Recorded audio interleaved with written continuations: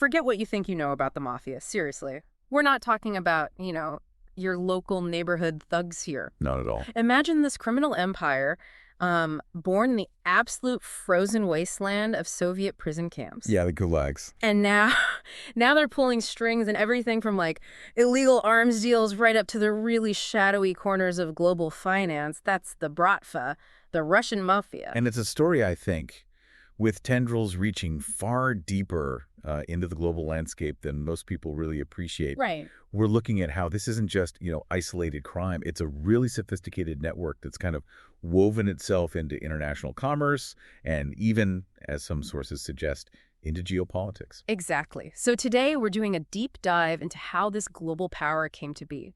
We'll trace its evolution using, well, a fascinating range of sources, including Robert Friedman's book, Red Mafia. A really eye-opening piece of work. Totally, how the Russian mob has invaded America. So prepare for some genuinely unexpected connections, those aha moments we always aim for. Friedman's work was definitely crucial, especially for understanding the Bratva's footprint in the U.S. But, to really get their current influence, you have to go way back to a pretty surprising origin point. Which is? The Soviet Gulag system under Stalin. Okay, wait. Hold on. The Russian mafia started in the gulags, not some, smoky back room in Moscow. Exactly. That totally flips the usual gangster narrative, doesn't it? It really does. Within those, vast and incredibly brutal prison networks, this unique criminal society emerged. The Vori Vizakon. Thieves-in-law. Thieves-in-law, right. And these weren't just, average inmates. They were a kind of self-governing elite. They had this really rigid honor code. And it absolutely forbade any cooperation with the Soviet state. None. Any cooperation at all. Zero. They had their own laws, their own justice system, even their own way of communicating. A total rejection of legitimate authority. So these guys wouldn't even, talk to the guards. That level of defiance, that's almost hard to believe. And their tattoos, I've heard about those. They weren't just decoration, were they? Oh, absolutely vital. Those tattoos were like a visual CV, a biography. Right. They communicated a Vori's rank, their criminal past, their loyalties, all within this very closed-off society. Stars on the shoulders, for example, marked you as like a top-tier elite thief. Okay. And cathedrals, often on the back. The number of domes could actually signify how many prison terms you'd served. Wow. Yeah, they weren't just ink. They were earned badges within their world. And this commitment, it wasn't just about getting through their sentence, right? It sounds like it went much deeper. Oh, absolutely. Lifelong. Their dedication to the criminal world was total. They actually renounced normal things, getting a job, getting married, even doing military service. So you couldn't be a Vori and hold down a 9-to-5. Not a chance. Becoming a thief-in-law meant total immersion in the code, unwavering loyalty. And even inside the Soviet system, inside the prisons, they ran things. Gambling rings, black market trading, extortion. While incarcerated. Yeah. Here's the kicker, the real turning point. The collapse of the Soviet Union. That was the catalyst. It basically unleashed this deep-rooted criminal tradition onto the world stage in ways nobody saw coming. Which brings us, to the late 80s, early 90s, the USSR falling apart. The sheer scale of that change. Yeah. It must have just opened up unbelievable opportunities. Oh, it was chaos. Profound social, economic upheaval, factories closing, inflation skyrocketing, millions suddenly jobless, uncertain. And the state itself just disintegrated. Pretty much. That central authority, which had been, everywhere, it just fractured. In many places, it effectively vanished. And that power vacuum, perfect fertile ground for crime to just explode. So a total free-for-all. Who stepped into that gap? Was it just the Vori? It was a mix, really, a convergence. You had former KGB guys, Red Army officers, even disillusioned government bureaucrats. Their old lives were gone. So they brought skills and connections. Exactly. Valuable skills. Intelligence gathering, access to weapons, existing networks. And crucially, the Vori, freshly released from prison, but with their structures and code intact. They were perfectly positioned. Ready to go. Ready to go. They basically transformed those prison brotherhoods into, organized criminal syndicates, brigades, specialized roles, territories. It was like a dark version of a corporate takeover. And then came the privatization of all those state industries. I've always heard that was just rife with corruption. Rife is putting it mildly. Chaotic barely covers it. Yeah. You had this massive, rapid transfer of state assets, oil fields, metal plants, ports, you name it, into private hands with almost zero oversight. A recipe for disaster, or for the mob, opportunity. Exactly. The brothel was strategically placed to just grab everything. They rigged the privatization auctions, they assassinated rivals, forged documents, whatever it took to seize control of these incredibly valuable assets. So it wasn't just crime anymore, it was big business. It was this really swift, brutal fusion of crime and capitalism. Almost overnight, powerful mobsters became incredibly wealthy businessmen. It fundamentally changed the whole Russian economic landscape. Illicit money suddenly had huge influence. So this was way beyond traditional turf wars then. This was about real economic power on a massive scale. Precisely. Unlike, say, traditional mafia families focused on a specific city or maybe one illicit market, the Russian mafia thought bigger, much bigger. They developed this ambitious, networked model of criminal capitalism. Networked. How so? Their ambitions weren't just local. They spread across borders, they integrated strategically into legitimate economies, and they actively built alliances with powerful people, politicians, oligarchs.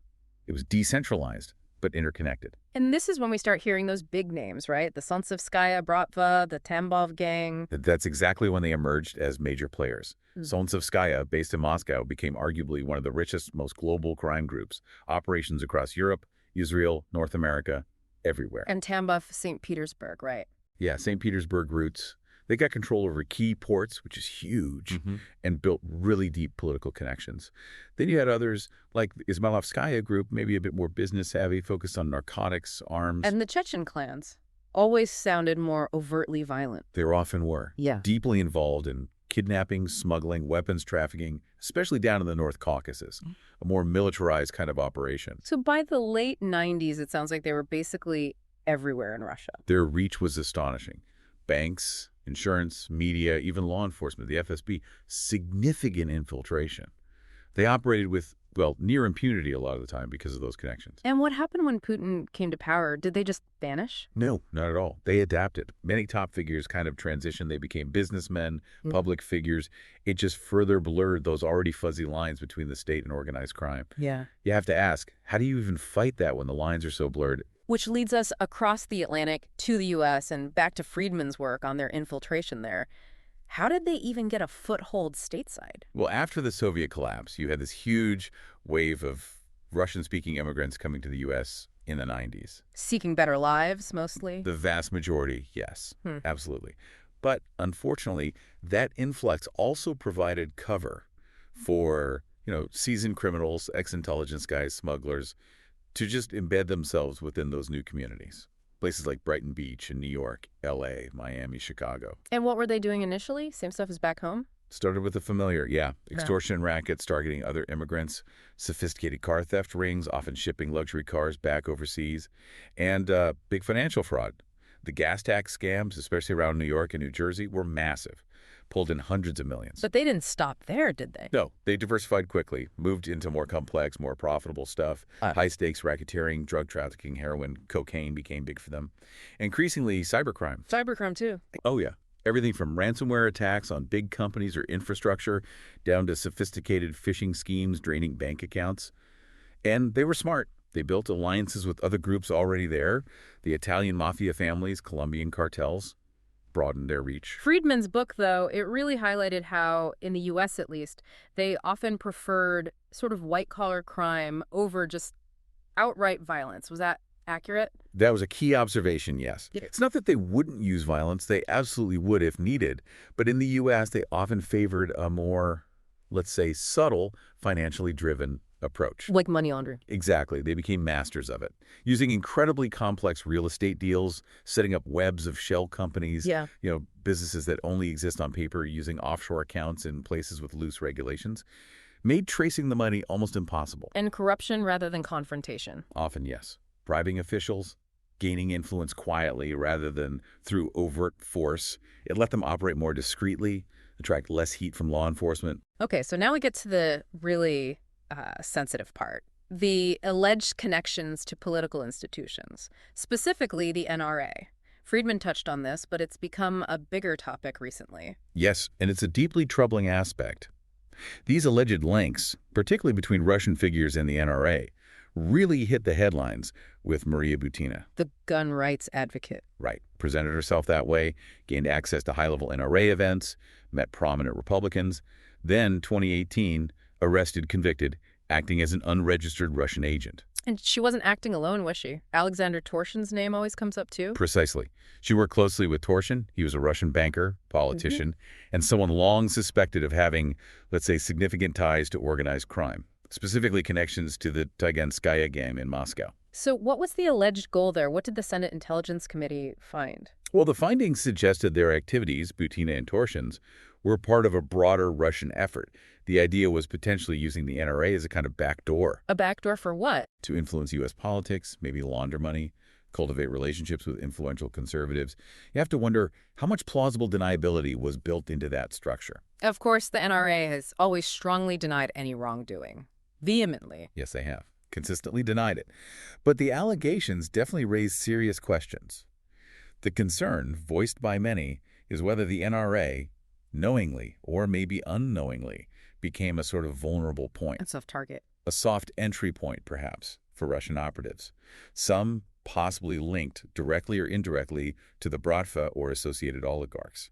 It really highlights how organized crime itself has evolved, potentially moving beyond just crime into influencing political processes, using legitimate-seeming groups as fronts. It's a sophisticated game. Okay, shifting gears a bit, but maybe sticking with that theme of global networks. Yeah. Let's talk about Israel and the diamond trade. That's another connection that seems kind of unexpected. It is, but it makes sense when you look at the patterns. After the Soviet collapse, just like the U.S., Israel saw a huge influx of Russian-speaking immigrants. Again, mostly legitimate immigrants. Mostly, yes.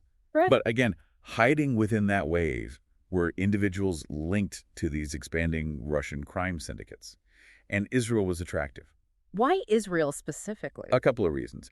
Relatively open immigration laws for people with Jewish heritage, plus its position as a major financial and commercial hub in the Middle East. It was strategically useful for groups looking to go global. By the mid-90s, Israeli police were openly talking about a growing Russian mob presence involved in extortion, arms, and, crucially, diamonds. Because Israel is massive in the diamond world, right? The Ramat Gan exchange. Exactly. It's one of the biggest global centers for diamond trading. And that sheer volume of high-value, easily transportable goods, well, it created a huge opportunity for money laundering. How did they exploit it? Pretty standard playbook, really. Yeah. Using front companies with no real business, corrupt brokers inside the system willing to look the other way, offshore accounts, moving dirty money through seemingly legitimate diamond deals. And I heard connections to conflict diamonds, too. Disturbingly, yes. There were concerns that blood diamonds from war zones in Africa could be laundered this way. Mixed in with legitimate stones in the Israeli system, their origins obscured, then sold on. That's deeply concerning. Were international bodies worried about this? Oh, absolutely. Israeli intelligence knew, and international watchdogs like FATF, the Financial Action Task Force, and the Egmont Group, they've long flagged the diamond trade as vulnerable. High value, portable, perfect for laundering, even terror financing. Did FATF ever point to Israel specifically? Yes. A 2014 FATF report highlighted intercepted laundering attempts involving dodgy documents, illicit transfers linked to diamonds, and noted a significant chunk involved Israel or Israelis. Then a 2018 FATF report on Israel itself flagged a high risk for terror financing and the misuse of legitimate businesses, including smuggling high-value goods like diamonds. Were any big names ever linked, even indirectly? I remember reading about someone called the King of Diamonds. Leviev, yes, he's often called that. A very powerful figure in the global diamond industry, big interests in Russia, Africa. Now, he's never been formally charged with anything criminal, let's be clear on that. But his business networks are incredibly complex, often opaque. And some investigative reports have suggested, well, potential overlaps between his supply chains and channels that could be exploited by criminal groups. But again, no proven direct link to organized crime has been established legally. So it sounds like the Bratva used similar tactics in Israel as elsewhere, networks, shell companies, influence. Precisely. They leveraged dual citizenship, set up shell companies across Europe and the Middle East, worked hard to build relationships with local elites, business figures, maybe security officials, politicians. And the money laundered through diamonds, where did it go? It could fund anything. International arms deals, supporting insurgencies, financing massive drug shipments. It creates this really tangled global web of black markets. Has Israel tried to crack down? Yes. The Israeli government has made efforts to combat Russian-linked crime, tighten financial transparency. But the nature of the diamond trade itself just makes it inherently challenging. High value, easy to move. It's tough. But their deep involvement there really shows how far the Bratva evolved, from gulag inmates to sophisticated players in the global economy. It's quite a transformation. So just to kind of wrap this up, we've traced this really extraordinary and frankly quite unsettling journey from the sheer brutality of the Soviet prison camps. Yeah, the Viveri Vizicon. Right up to their status now as this powerful, complex global force, involved in drugs, arms, but also subtly manipulating financial systems, maybe even political ones. Exactly. And those connections we talked about, the alleged NRA links, exploiting the Israeli diamond trade, they're not just surprising, they really highlight how intricate and far-reaching these networks are. They've definitely moved way beyond that old image of just, gangsters with guns. Absolutely. They've embraced sophisticated financial crime. They wield influence in ways that, frankly, were probably unimaginable back in the Gulag days. It really does make you think, doesn't it? When you see these lines blurring between crime, legitimate business, even politics, how do we actually understand, let alone effectively tackle, the threat from these kinds of transnational criminal groups in the 21st century? That's the million-dollar question, isn't it? Maybe even $1 billion. It certainly leaves you with a lot to consider. Hopefully this deep dive gave everyone listening some new perspectives and maybe some things to explore further on their own. Okay, so when you think mafia, you probably picture Italy, maybe New York, but forget that for a second. We're talking about something, well, vastly bigger. A criminal network stretching globally, super adaptable, and deeply connected. This is the Russian mafia, the Bratva, and their influence. It's probably way more significant than most people think. Absolutely. Welcome. Today we're really going deep on the Bratva, trying to understand their whole operation. We've looked at a lot of material to kind of cut through the usual chatter and get to the important stuff. Exactly. Our mission today, if you like, is pretty clear. Get a handle on their drug game heroin, sure, but also the new synthetic stuff and their huge role in selling weapons internationally, which is often overlooked, I think. Definitely. And we'll also dig into their global connections and, crucially, how they've managed to weave themselves into power structures all over the place. Right. Let's dive in. Where's a good starting point for their money-making? Heroin. Heroin seems logical, yeah. You really can't talk about it without talking about Afghanistan. After 2001, it just became the source, didn't it? Like, over 80% of the world's opium. And the Bratva saw that gap, right? While everyone else was focused on the conflict, they built this heroin highway straight into Europe, the northern route, they call it. That's the one. It runs from Afghanistan up through places like Tajikistan, Uzbekistan, Kyrgyzstan, then into Russia, and from there out across Europe, east and west. How did they manage that so effectively? Well, they kind of leveraged what was already there. They had existing ties, ethnic links sometimes, in Central Asia. Plus, there was all this old Soviet smuggling infrastructure, roads, networks. Oh, okay. And, of course, corruption. Lots of it. Bribing border guards, officials. That was key to making it smooth. So it wasn't just kicking down doors. It was smart exploitation of weaknesses. And how did they physically move the stuff? We're talking huge amounts. Oh, huge amounts. Yeah. And often hidden pretty cleverly. Think bulk shipments, stuffed inside trucks carrying normal things, textiles, fruit, machinery parts, you name it. Wow. Once it hit Russia, cities like Moscow became these big processing hubs. They'd refine it, repackage it, and then push it further west, often with help from corrupt customs people and complicit transport companies. The scale is just mind-boggling. I remember that seizure in Kaluga, was it 2014? Exactly. That was a huge one. 3.5 tons of Afghan heroin found in industrial drums.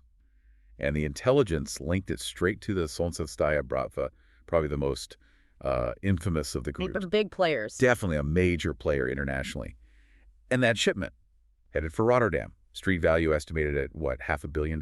Incredible. What that seizure really showed, though, was how sophisticated they'd become at using legitimate logistics, blurring the lines between real business and their criminal activities.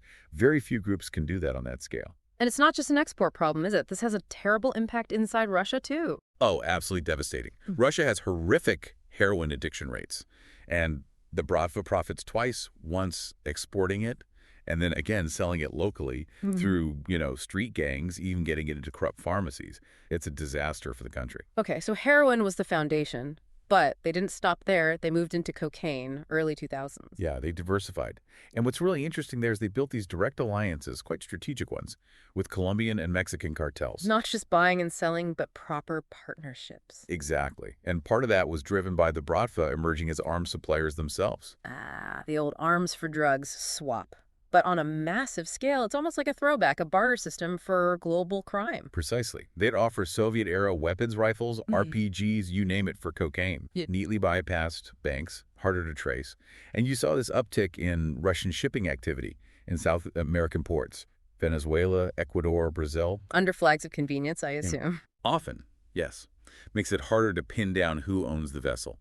So arms go south, cocaine comes north, hidden in containers of bananas, ceramic tiles, whatever looked legit. And the entry point into Europe shifted to the Baltics. Yeah, ports like Riga in Latvia, Klaipėda in Lithuania, Tallinn in Estonia became really key cocaine hubs. From there, it's overland into the EU, often using other criminal partners for distribution, West African groups, Albanian syndicates, Balkan gangs. The Bravas were good at collaborating when it suited them. It's a truly global, interconnected criminal ecosystem. And this is an ancient history, right? That big Europol bust in Spain, 2021. Yeah, that was a big deal. It took down a major Solntsevskaya logistics chain. They were bringing in tons of cocaine every year and laundering the money through the usual suspects' property in places like Marbella, fancy cars. And crypto now, too, I bet. And increasingly, crypto wallets, yeah. Makes it even harder to follow the money. And are they getting closer to the source, actually involved in production? That's a worrying development. There are intelligence reports suggesting they're now financing or even setting up smaller coca processing labs directly in places like Bolivia and Colombia. Really? So vertical integration? Potentially, yes. Oh. Controlling it from leaf to street, that would maximize their profits and cut out the middleman, making them less reliant on the big cartels. It shows a huge level of ambition. Okay. From traditional drugs, heroin, cocaine, now we're seeing this massive shift. Synthetic drugs and the whole digital world, that feels like a totally different ballgame. It really is. And what's remarkable is how fast the Bratva adapted. They saw the huge money in synthetics, fentanyl, meth, those weird designer psychedelics like 2CB, and they just jumped into the digital space to sell them. Where do they get the starter chemicals, the precursors? Mostly sourced from China, India, sometimes Turkey. These chemicals then get smuggled, often quite sneakily, to labs set up in Russia, Ukraine, Belarus. These aren't always bathtub operations either. Some are quite sophisticated, maybe run by chemists who've gone rogue. And production is different too, right? More like just in time based on what's trending online. Exactly. It's almost on demand. They watch the darknet markets, Telegram channels, even places like Reddit, see what's popular, and then chemists cook up batches. It makes them incredibly agile. And selling it all online. Pretty much. Encrypted Telegram channels are huge. Darknet markets, obviously, even though giants like Hydra get shut down, clones pop up instantly. And delivery. No face-to-face deals. Mostly the Deadrock system. Yeah. Super efficient, super anonymous. You pay in crypto, get GPS coordinates sent to you, go pick up your drugs from like behind a loose brick or taped under a bench. Zero direct contact. Minimizes risk for the sellers enormously. But law enforcement must be catching some of it. That 6-ton synthetic seizure in Russia in 2020 sounds big. It sounds big, but the experts reckon that's probably less than 5% of what's actually moving around. Think about that St. Petersburg megalab. The busted report said it could churn out 100,000 fentanyl doses a week, mostly for Western Europe and the U.S. The scale is just phenomenal. And synthetics give them a kind of geopolitical edge, too, don't they? That's a really key point, yeah. These labs are smaller, easier to hide, easier to move. So if there's a war or sanctions hit or traditional routes get disrupted, they can just set up shop somewhere else relatively quickly and keep the money flowing. It's disturbingly resilient. So the international stuff is huge, generates billions, but let's not forget the damage inside Russia. No, absolutely not. And the domestic drug scene run by the Bratva is incredibly brutal. You see it in cities across the country. Nizhny Novgorod, Irkutsk, Vladivostok. Synthetics, heroin, driving massive addiction, violent turf wars, lots of deaths. It's grim. And how they manage the street dealers? It sounds ruthless. Completely ruthless. They recruit young people, often just kids, through online ads promising easy money. But they're treated as totally expendable. It's like a franchise model. The dealer takes all the risk, pays a huge cut upwards. Like a pyramid scheme, almost. Kinda, yeah. And if they mess up, lose drugs, lose money, talk to the wrong people, the punishments are horrific. There are videos online. torture, executions. It's designed to instill absolute terror and obedience. While the bosses stay untouchable. That's often the perception. You see these big raids on users, low-level dealers get long sentences. But guys at the top often seem to operate freely, allegedly protected by corrupt local officials, police, you name it. It's a stark contrast. Okay, let's pivot now to the other major side of their business, the arms trade. The collapse of the Soviet Union must have been like Christmas for them. Oh, absolutely. Imagine. This massive military machine just dissolves. Suddenly there are mountains of weapons, guns, grenades, explosives, even heavier stuff lying around in depots all across the former Soviet republics, often with terrible security, non-existent oversight. It was an unprecedented opportunity. And the brat were perfectly placed. Perfectly. Many early Bratva figures came straight out of the KGB, the military, or the old Soviet black market networks.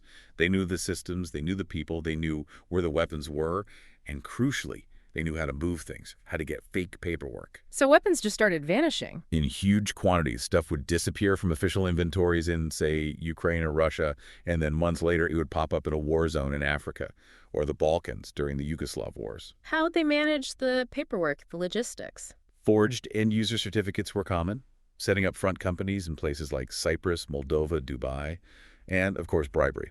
Lots of officials were willing to look the other way for cash. Remember that case? The Red Army colonel Vaguely. sold something like 30,000 AK-47s to the RUF rebels in Sierra Leone, paid in diamonds.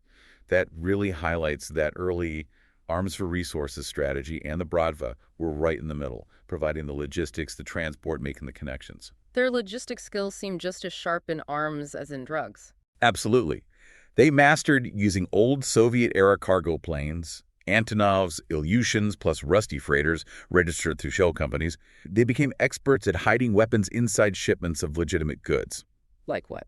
Machinery parts, farm equipment, construction materials, anything bulky that wouldn't normally attract suspicion. And getting past inspections, again, bribery, or just routing shipments through ports or airfields where controls relax. Where were the main routes? All over, really. Eastern Ukraine and Moldova, especially the breakaway region of Transnistria, were key transit hubs early on. The South Caucasus areas like Abkhazia and Nagorno-Karabakh, always volatile, always needing weapons. Then you have Africa and the Middle East. They'd fly arms into places like Libya or Sudan, often getting paid in minerals, oil, or just gaining political leverage. The UAE sometimes acted as a financial hub or transit point. And the Balkans during the 90s wars were a massive market. And hard to track these movements. Very. These planes, linked to mafia fronts, would fly incredibly complex routes, multiple stops, maybe filing false flight plans. It makes it a nightmare for law enforcement trying to piece it together, especially when they hide behind legitimate-looking businesses. Which brings us to figures like Victor Bout, the merchant of death. He became the poster child for this whole trade, didn't he? He really did. Yeah. Bout is fascinating. Former Soviet military guy, translator, Air Force officer. He built this incredible air transport empire, basically a private Air Force for hire, specializing in getting weapons into the world's nastiest conflicts. Who was he selling to? Pretty much anyone with the cash or the diamonds. The Taliban in Afghanistan, FARC rebels in Colombia, Charles Taylor in Liberia, various factions in Angola. If there was a war, Bout could probably get you the weapons no matter how remote the location. Yeah. He was notorious for that logistical reach. And then he got caught, convicted. But then that prisoner swap happened recently. Right, arrested in Thailand in 2008, convicted in the U.S. in 2012 bound, but then swapped in 2022. That swap strongly suggests the Russian state still sees value in him, in his skills, his networks. You think his networks are still active? It's highly likely, maybe not run directly by him from prison, but the infrastructure, the contacts, that kind of expertise doesn't just vanish. It points to that potential state connection, or at least tolerance. Okay, so Bout is the logistics guy, the transporter. Then there's Semyon Mogilevich. He sounds different, more cerebral, the brainy Don. Mogilevich is a whole different category. Extremely intelligent, economics degree. He wasn't just about guns and drugs. His real genius was in massive, complex financial crime. We're talking billions laundered through intricate webs of shell companies' offshore accounts. What kind of scams? Huge ones. Yeah. A famous Canadian stock fraud that defrauded investors of millions, alleged involvement in siphoning money from the Russian energy sector, particularly natural gas deals with Ukraine. He understood finance, tax havens, corporate law, way better than your average mob boss. So less violence, more paperwork. Well, not no violence. He's still considered incredibly dangerous. But yes, his primary weapon was the complexity of his schemes, creating these paper trails that were almost impossible for investigators to unravel. And he's still out there on the FBI's most wanted list, but But we're reportedly living quite openly in Moscow for decades. The assumption is he enjoys protection from very high levels. There are consistent reports linking him to powerful figures, former KGB FSB types, oligarchs, people he allegedly helped move money for back in the day. wow. His case is maybe the ultimate example of that fusion we talked about: crime, state power, big money, all tangled up. U.S. intelligence has worried for years about his potential influence behind the scenes, shaping illicit financial flows, maybe even policy. So this blend of crime and state influence, Africa seems like a key place where this plays out with arms deals, right? Africa is a really stark example now. The Bratva's arms dealing there isn't just about profit anymore. It often seems directly aligned with Russia's geopolitical goals. It's become an instrument of statecraft almost. How so? Give me an example. Look at Libya. Russian arms, often moved through networks with Bratva links, have gone to various factions, frequently coordinated with the Wagner Group mercenaries, Right. or the Central African Republic, CAR. Right, I've heard about that. There, you have this clear pattern. Provide arms, provide security, often via Wagner, but with mafia-linked individuals involved in logistics and financing, and in return, get access to valuable mining concessions, diamonds, gold, uranium, and these guys operate alongside Russian diplomats. It's blatant. And this model is spreading. It seems to be replicated, yeah. Yeah. Similar patterns reported in Sudan, Mali, Burkina Faso. Arms flow in, often fueling instability or propping up friendly regimes. Resources flow out, and Russia gains influence. The Bratva and associated groups act like deniable foreign policy A agents. sort of rogue diplomacy tool. You could put it that way. Allows the state to achieve objectives without leaving official fingerprints. And closer to home, regional conflicts near Russia, Ukraine, for instance. The war in eastern Ukraine, even before the full-scale invasion, was a murky area. The lines between the Russian state, separatist militias, and organized crime groups, including the Bratva, became incredibly blurred. How are they involved? Smugglers with known mafia ties were crucial in getting weapons across the border to the separatists, everything from small arms to heavier stuff. There were even serious allegations, you might remember, about the Buck missile system that shot down Flight MH17 potentially being moved through these kinds of illicit channels. Providing plausible deniability for Moscow. Exactly. Ukrainian officials, NATO, they warned about these mafia supply chains, arming Russian proxies for years. It complicates attribution. But it wasn't always just one side they supply. No, and that's the really cynical part. There were credible reports, especially earlier on, of some Bratva-connected groups also selling weapons to Ukrainian nationalist militias. Seriously, playing both sides. For some of them, it's just business. Profit over politics. Whoever pays gets the guns. We saw similar dynamics in Syria supplying Assad's government and allied militias, functioning almost like illicit contractors for the state's allies. And these weapons don't just stay in conflict zones, they spill over, right? Impacting crime within Russia, even terrorism in Europe. That's a huge concern. Inside Russia and nearby countries, the Bratva controls a big chunk of the illegal arms market. You've got weapons leaking from old conflicts like the Chechen Wars, stuff stolen from poorly guarded army depots. And they sell or rent them out. Yeah, through encrypted online forums, black markets. Sometimes they even rent weapons out for specific jobs. This creates a ready supply for ordinary criminals, but also potentially for terrorists. Authorities in Europe have traced weapons used in attacks, like the Bataclan in Paris or Brussels, back to these Eastern European trafficking routes. So the Bratva doesn't care who buys. Their stance seems utterly amoral. If you have the money, whether you're a gangster, a warlord, a terrorist, they'll likely sell to you. That lack of ideology makes them particularly dangerous.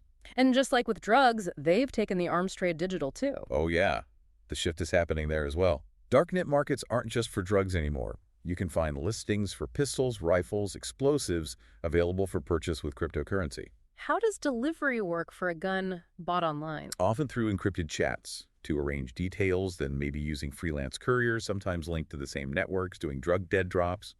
We're even seeing really sophisticated stuff emerging, like using NFTs, non-fungible tokens as coded contracts, or multi-signature crypto wallets for transactions, adding layers of security and anonymity. And intelligence points to specific hubs for this. Yeah, reports mention cyber arms dealers operating out of places like Odessa in Ukraine, Kaliningrad, the Russian exclave, Rostov-on-Don near the Ukrainian border, often with clear links back to, or at least oversight from, established Bratva structures.